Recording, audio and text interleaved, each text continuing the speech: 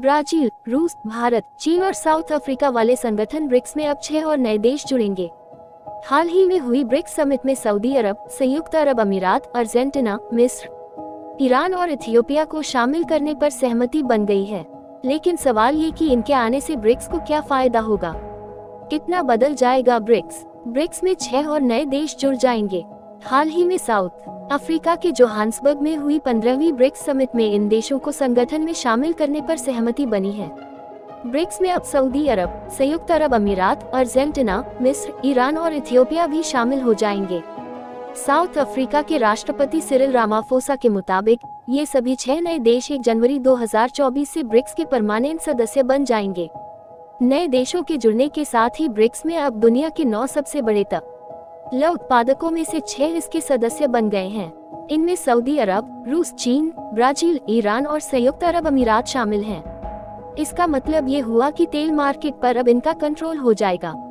इससे दुनिया का पावर बैलेंस भी बदलने की उम्मीद है। इतना ही नहीं, यूएन के डिप्लोमेटिक पावर से लेकर ओपेक के तेल पावर तक कई ऐसे संगठन हैं जो दुनिया में पावर बैलेंस तय करते हैं। लेकिन हाल में ब्रिक्स में 6 देशों की एंट्री से जैसे पूरा वर्ल्ड ऑर्डर बदलता दिख रहा है। अभी तक ब्रिक्स विकासशील देशों का संगठन था, लेकिन अब अरब देशों की एंट्री से तेल कीमतों का बैलेंस भी इसके पास आ गया है।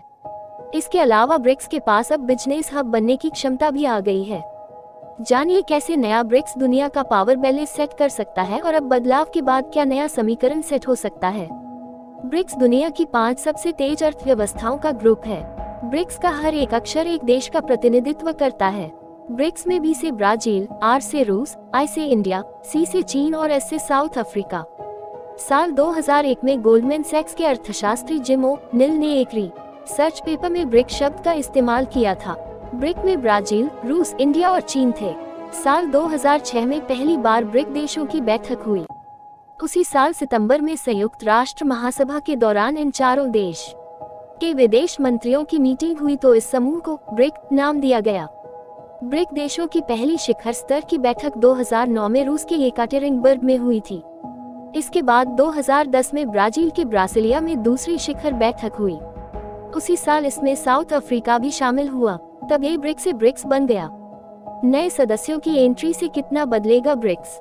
अभी कैसा है ब्रिक्स? दुनिया की 41% आबादी इन 5 देशों में रहती है। दुनिया की जीडीपी में इनकी हिस्सेदारी लगभग 31.5% है। वहीं वैश्विक कारोबार में इनका हिस्सा 16% है। अब कैसा होगा ब्रिक्स? 6 नए देशों के आने से ब्रिक्स और ज्यादा ताकतवर हो जाएगा। इन 11 देशों में दुनिया की 46% आबादी रहती है। दुनिया का 43% से ज्यादा तेल का उत्पादन इन्हीं देशों में होता है। इसके अलावा 25% एक्सपोर्ट भी इन्हीं 11 देशों से होगा। 6 देशों के जुड़ने से ब्रिक्स कैसे मजबूत होगा? 1. सऊदी अरब सबसे बड़े तेल उत्पादकों में से एक है। चीन का करीबी और अमेरिका का विरोधी है। इसी साल फरवरी में बीजिंग में एक समझौते पर हस्ताक्षर कर ईरान के साथ सऊदी अरब ने राजनयिक संबंध बहाल किए हैं। 3 करोड़ से ज्यादा की आबादी वाला देश है।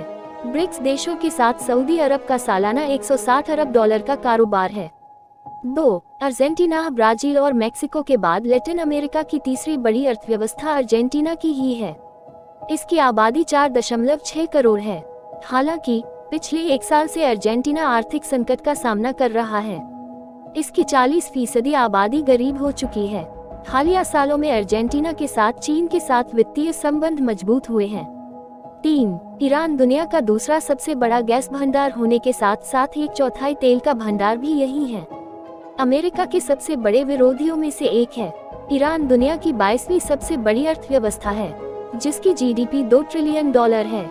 4. मिस्र ये वो देश है जो अमेरिकी मदद पर निर्भर है, लेकिन बीते कुछ समय में रूस और चीन के साथ इसके रिश्ते मजबूत हुए हैं। मिस्र की जीडीपी $1.8 ट्रिलियन है। पहले कोविड और फिर रूस यूक्रेन जंग की वजह से मिस्र का विदेशी मुद्रा भंडार तेजी से कम हुआ है। मिस्र डॉलर की बजाय अपनी करेंसी में कारोबार करने की वकालत करता रहा है। 5. संयुक्त अरब अमीरात 90 लाख से ज्यादा की आबादी वाले देश की अर्थव्यवस्था तेल पर निर्भर है। संयुक्त अरब अमीरात मिडिल ईस्ट में चौथी सबसे बड़ी अर्थव्यवस्था वाला देश है। इसकी जीडीपी $1.8 ट्रिलियन से ज्यादा है। 6. इथियोपिया अफ्रीकी महाद्वीप का सबसे ज्यादा आबादी वाला देश इथियोपिया है। यहाँ 11 करोड़ से ज्यादा लोग रहते हैं। इथियोपिया भी दुनिया की सबसे तेजी से बढ़ती हुई अर्थव्यवस्था में से है। इसकी जीडीपी 156 अरब डॉलर से ज्यादा है। इसमें जुड़ना क्यों चाहते हैं देश? न्यूज एजेंसी के मुताबिक Iran, Saudi Arab, UAE, Argentina, Algeria, Bolivia, Indonesia, मिस्र, इथियोपिया, क्यूबा, कॉन्गो, कोमोरोस और कजाकिस्तान जैसे 40 से ज्यादा देश ब्रिक्स से जुड़ना चाहते हैं। ये वो देश हैं जो ब्रिक्स को पश्चिमी देशों के प्रभुत्व वाले वैश्विक संगठनों के विकल्प के रूप में देखते हैं। इन्हें उम्मीद है कि अगर वो ब्रिक्स से संगठन का हिस्सा बन गए तो इससे उनकी अर्थव्यवस्था बढ़ेगी। अचानक से ब्रिक्स से जुड़ने वाले देशों की लिस्ट इसलिए भी बढ़ गई क्योंकि कोविड महामारी के दौरान बड़े और पश्चिमी देशों ने वैक्सीन की जमाखोरी कर ली थी, लेकिन इन छोटे और विकासशील देशों तक वैक्सीन नहीं पहुंच पाई थी। ब्रिक्स से जुड़ने की इच्छा जताने वाले ज्यादातर मुल्क पश्चिम विरोधी हैं। इनके दो मकसद हैं, पहला G7 और पश्चिमी देशों के प्रभुत्व को कमजोर करना और दूसरा कारोबार में अमेरिकी डॉलर पर निर्भरता को कम करना। ब्रिक्स के विस्तार का सबसे ज्यादा समर्थन रूस और चीन करते हैं। यही वो दो देश हैं जो अमेरिका और पश्चिमी देशों के विरोधी हैं।